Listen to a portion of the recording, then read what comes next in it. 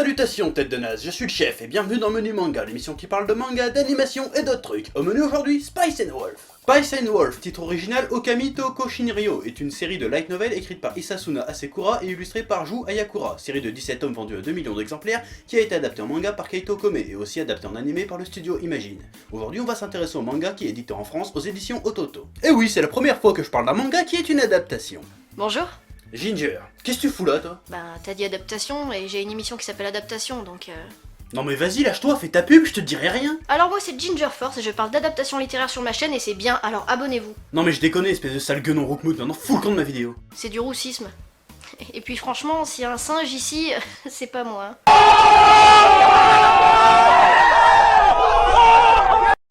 Attention hein.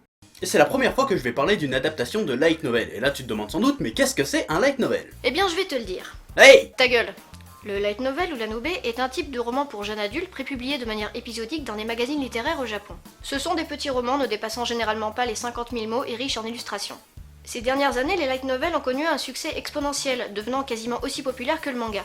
Il est d'ailleurs devenu fréquent que les best-sellers soient adaptés en animé ou en manga, comme les très connus Sword Art Online, Reader Die ou encore Spice & Wolf, qui est justement le sujet d'aujourd'hui. Merci pour ces explications. Mais de rien. Abonnez-vous à ma chaîne. Dégage! Bon, je vais pas te parler plus en détail du light novel, parce que je l'ai pas lu et je lis pas de light novel en général, parce que les romans ça me casse les couilles. Dis donc, espèce de vieille tartine de merde avec une afro, tu serais pas en train de te moquer de la littérature par hasard? Mais non, pas du tout, en fait ce que je voulais dire c'est que...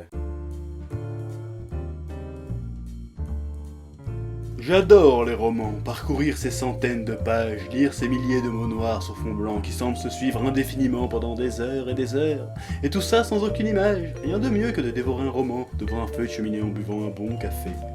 Les romans, c'est sympa. Mais t'es complètement en train de te foutre de ma gueule? Non, tu crois? Mais je vais complètement te péter les chicots, espèce de sale fils de charrette à bras. Oh là là, je suis mort de peur, de toute façon je vois pas très bien ce que tu pourrais me faire. Comment t'as fait ça? Je ne te le dirai pas. Je me vengerai. Ce manga nous raconte l'histoire de Lawrence Craft, un jeune marchand itinérant d'un pays fictif qui trouve un jour une jeune fille avec des oreilles et une queue de loup complètement à poil dans sa charrette. Et là je sais ce que tu te dis. J'ai vu et lu suffisamment de hentai pour savoir comment ça va se terminer. Eh bien ça va se passer exactement pas comme tu le penses. La jeune fille à poil se trouve être en réalité Holo, une louve géante, déesse des moissons et du blé, qui délaissée par les habitants du village qui l'a vénérée, a décidé de rentrer dans ses terres natales du nord. Problème, ça fait tellement longtemps qu'elle s'est tirée de son bled qu'elle ne connaît plus le chemin pour y retourner. Elle passe donc à marcher avec Laurence, celui-ci l'aide à retrouver son patelin et en échange elle lui suce la bite. Exactement, mais non espèce de dégueulasse, elle va l'aider à faire des affaires. Ah, il la transforme en prostituée en fait, c'est ça? Dégage. Nous suivrons donc nos deux protagonistes pendant leur voyage, au cours duquel ils rencontreront moult personnages et vivront de nombreuses péripéties. Quel genre de péripéties? Bien, ils vont visiter plein de villes, vendre des trucs, marchander, négocier des prix, trouver des marchandises, ce genre de trucs. Et y a du cul? Non. Donc c'est un manga avec un mec qui voyage seul avec une souris à poil, mais y a pas de cul. Y a de la baston au moins? Bah, pas vraiment.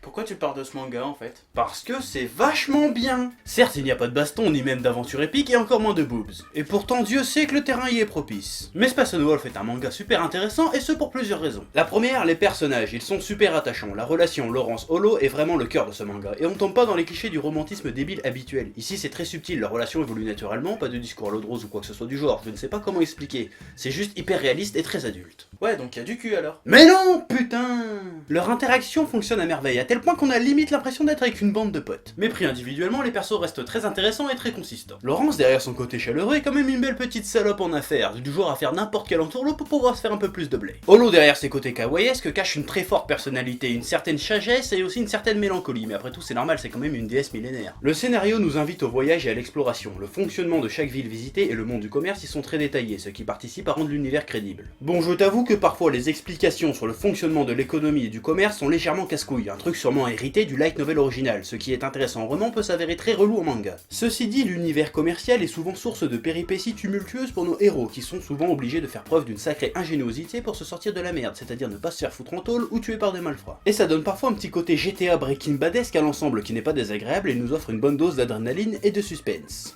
Le fait de distiller à ce point les apparitions de monstres de magie font que l'univers ne tombe jamais dans l'heroic fantasy ou le merveilleux. ce qui démultiplie l'impact de ces éléments lorsqu'ils sont utilisés. Ce manga est plutôt fantastique. Alors je vais essayer de t'expliquer simplement un peu la différence entre Heroic Fantasy et fantastique. Alors Fairy Tail c'est de l'Heroic Fantasy, donc tu vois un chat qui parle dans Fairy Tail, t'en as rien à foutre, ça fait partie de l'univers.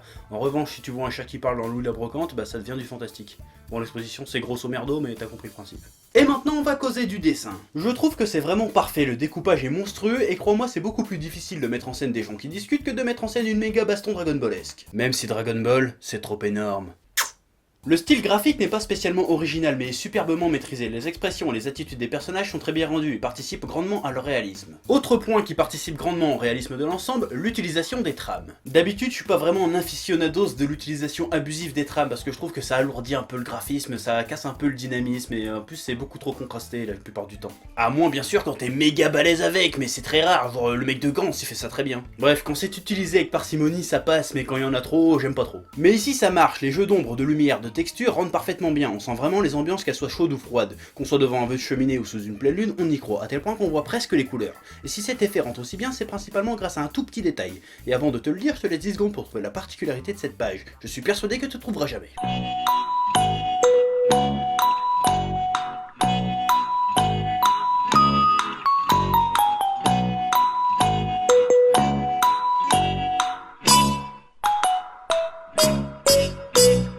Tu vas voir, tu vas trouver ça tout con quand je vais te le dire. T'es prêt? Y a pas de noir. Eh mais c'est raciste. Dégage. Il n'y a pas un seul aplat de noir, les teintes de trame sortent beaucoup mieux, les contrastes sont plus doux, plus naturels, et le graphisme est beaucoup plus allégé. Et là tu te demandes comment ça se fait que j'ai remarqué ça. Bah tu vois, on m'a souvent demandé c'était quoi la différence entre les autres youtubeurs de manga et le chef. Et ben c'est ça. Ouais, je me la pète carrément, ouais. Spice and Wolf est donc un manga très rafraîchissant, qui nous invite au voyage avec plein de mystères et aussi des personnages très attachants qu'on n'a pas envie de quitter. L'animé, bien que très différent, est aussi très sympa. La prochaine fois au menu... Abonnez-vous à ma chaîne.